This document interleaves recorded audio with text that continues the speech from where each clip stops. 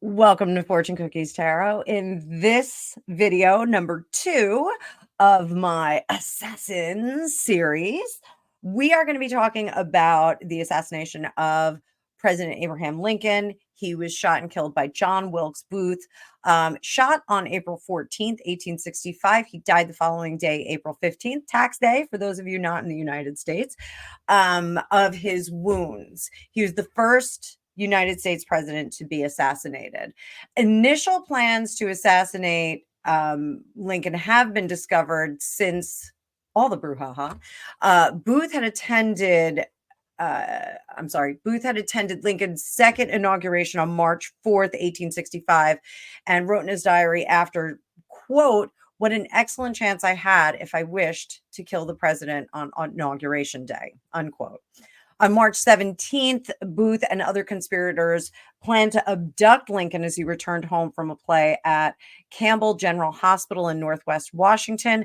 Lincoln, however, did not go to that play. He changed his plans and he attended a ceremony at the National Hotel. So he avoided being involved in that situation. Booth was living at the National Hotel at the time, and had he not gone to the hospital for the abortive kidnapped attempt, he might have actually attacked Lincoln in the hotel that night. So odd change of events there. So John Wilkes Booth, a little bit about him. At the time, he was a famous actor. He was a national celebrity. People knew his name. He was also a well-known Confederate sympathizer and had been initiated into an organization called the Knights of the Golden Circle in 1860 in Baltimore, Maryland. Those of you that live outside the United States, Baltimore, Maryland's like a hot skip from Washington, D.C. It's like right there. This was a secret society in which the objective was to create a new country known as the Golden Circle, where slavery would be legal. The country would have been centered in Havana, Cuba, and would have consisted of some of the southern United States a golden circle of territories in Mexico, Central America, parts of South America, Cuba, Haiti, Dominican Republic, and most other islands in the Caribbean. It would have been about 2,400 miles or 3,900 kilometers in diameter. So a fairly substantial golden circle country. I guess it was going to be its own country.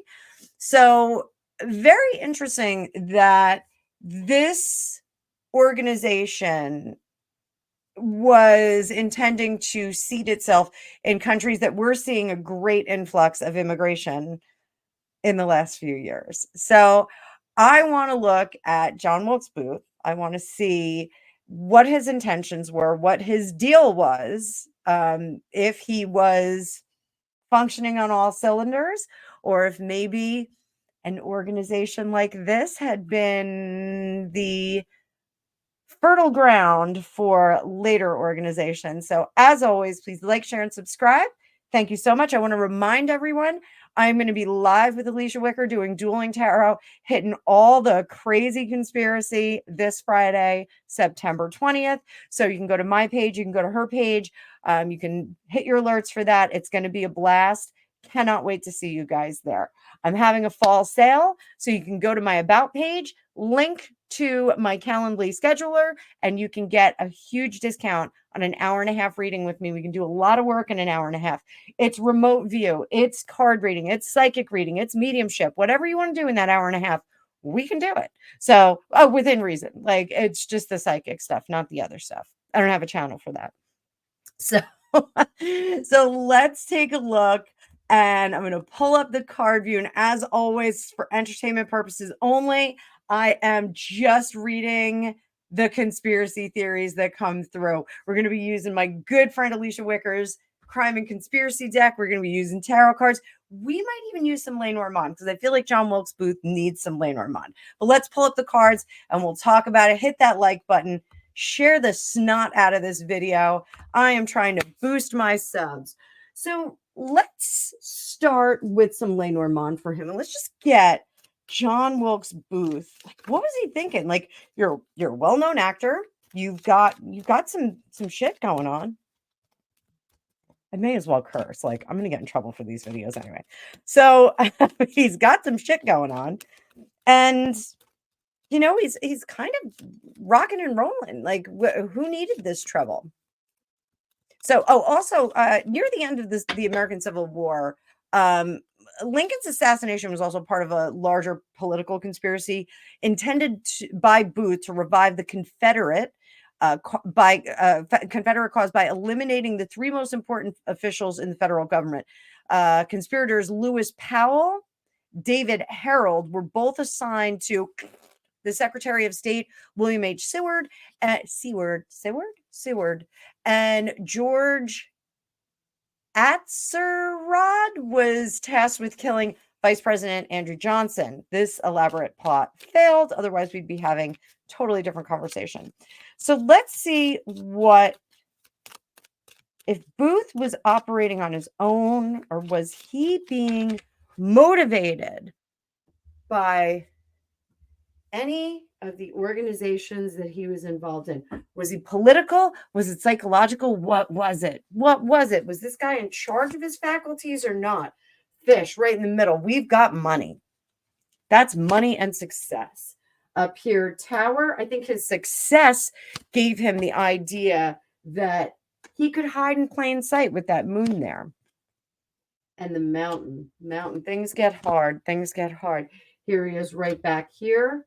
Gentleman on the precipice of success, but hits a crossroad. This is giving me, actor goes political vibes. It's totally giving me that.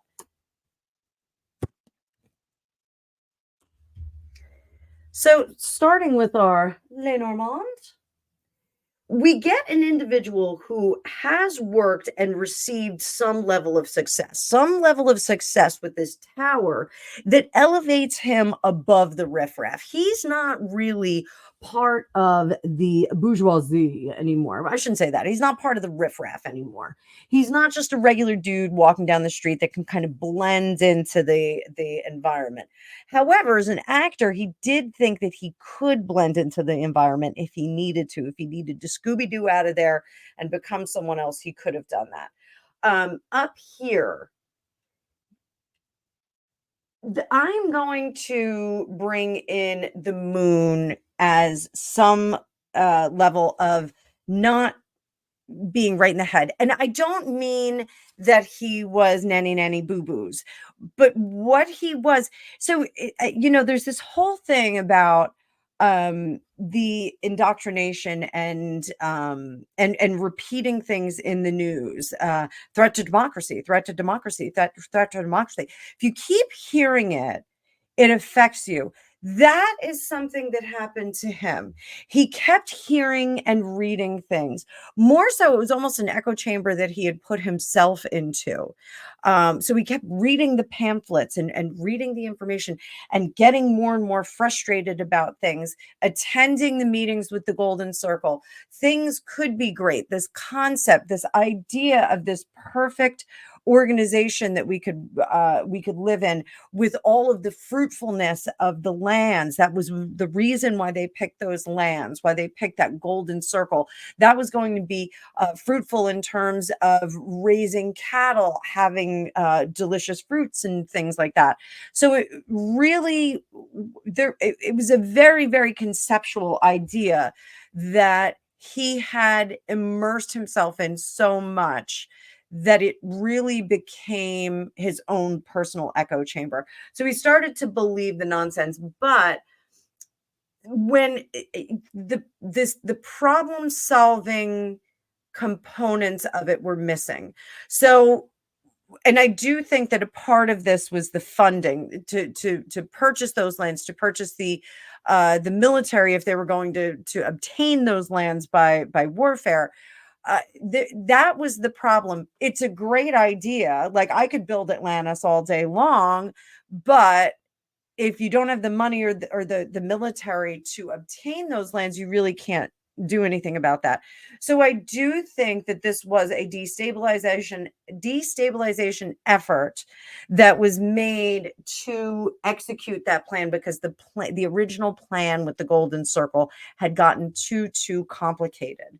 So it was at this point that he decided to, much like I say about the Gen Xers all the time, when we get out of our seat and put our remote control down and put our gamer controlling down, things are going to pop off, because like we don't want to be bothered. He was not necessarily somebody who didn't want to be bothered, but there was something of an ego in him where he says, I really need to do a bit more. So was this a retirement gig a la Matt Damon, George Clooney, all those celebrities that start to slip into government, start to slip into speaking out about politics and lending their support. Taylor Swift just lent her support to Kamala Harris. Is it part of that? Is he cut from that same cloth? Let's just pull a couple of cards on him here. We've got top secret organizations that we're getting involved in, things staged. I think we're going to see that card a lot. If we see the Seven of Cups, I'm going to declare it now.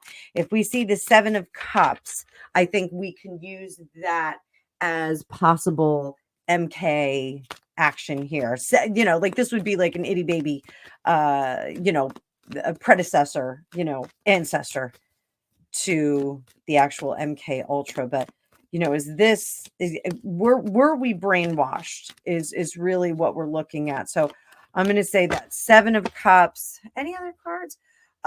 Maybe the Moon in reverse in tarot. Maybe the Moon in reverse. Seven of Cups, Moon in reverse. Yeah, well, we'll just keep going. So what do we got? I'm going to pull some tarot on here. I'm sorry, I have my phone ringer on because I'm waiting for a tow for Angus's truck. Angus's car overheated today. So we get the High Priestess in reverse. We get the Page of Swords in reverse. And we get the Knight of Swords in reverse. So this is thinking and acting poorly. That High Priestess is not doing it with the best intention. So do we have an individual that is being controlled? No, I don't think he's being controlled by a particular entity. I don't think he is programmed to do this. I think if there was any programming, it was self-inflicted. He put himself into this echo chamber with all the pamphlets and the information and going to the meetings with this golden circle. I do think that he thought this golden circle was a great idea. Did he think he was going to be like a top official in it? I think he really wanted to benefit from it and kind of be the rock star. Like this is the guy who did it. There's something about a statue. There's something about like, oh, well, we can have a statue and have that. There's something about a statue. Child. He wanted to, ooh, gross. And there's that microchip. That microchip, if we get that, that's going to be, like brainwashing too, I think. Even though it's not, there's a brainwash card in there. So I do think that he did want to try and make the world a better place, or make this particular world the place that he wanted.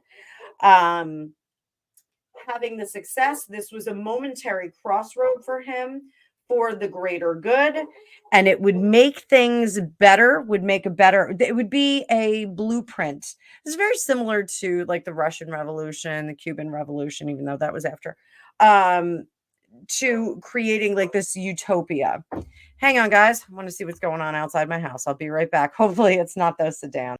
Sorry about that pause, guys. It was not the black sedans in my front yard. It was Gregopedia and Angus coming home. So Back to John Wilkes Booth. So I do not think that he was manipulated by an organization, but I do think that he was a victim of his own echo chamber. I think he developed an echo chamber for himself. Um, is he the prototype for what happened later? Not necessarily. I think that really these were ideas, grand ideas that he had within the Knights of the Golden Circle about establishing a better world for all of the people that could stay in this 2,400-mile diameter Golden Circle country. But I think the grandioseness of that being the influence to doing to establishing this country, this what? Grandiosity? What did I say? Grandioseness. Grandiosity. I think he did want a statue in the middle of the town, maybe not in the middle, maybe somewhere in the park, saying that he was one of the major contributors to it. There was really this sense of it takes a bunch of people to do this, and he would have been a convenient tool in that process of building this golden circle. Again, where slavery would have been legal. So it would have been an us and them kind of thing, or a them and us kind of thing, depending on what side you were on. So, um, you know, did this cement him in infamy in the world? Yes, this was the goal, to be cemented in infamy, to have people talking about him forever, to have this notoriety. But it didn't have the gilding that he wanted it to be, where he was going to be someone who was building up a better, uh, more perfect union for all of these fun places. So all of these European white men and their families would go down into South America, Cuba, Haiti, and the Dominican Republic and establish, a perfect world for themselves. So I don't know how that would have worked out on the other end. So anyway, very interesting. Again, part of the organization that Booth was working in was there was a bigger picture of tearing down the establishment, to revive the Confederacy, to possibly have this doorway into that golden circle. So much more interesting than I thought this was going to be. In our next video, we are going to talk about President James Garfield. Why is he so significant? James Garfield actually passed away in Elberon, New Jersey, not far from where I went to university, at Monmouth University. That was where he was taken, and that was where he succumbed to his wounds. So we'll talk about him and his assassin in the next video. His assassin is Charles J. Guiteau. What's that? It was not Odie. It was not Odie, and it was not from a lasagna. Gregopedia strikes again. So we will see you in the next one. Thank you, everybody, for being here again. Like, share, subscribe. Take advantage of my fall sale. Hour and a half reading, $155. That is an amazing price.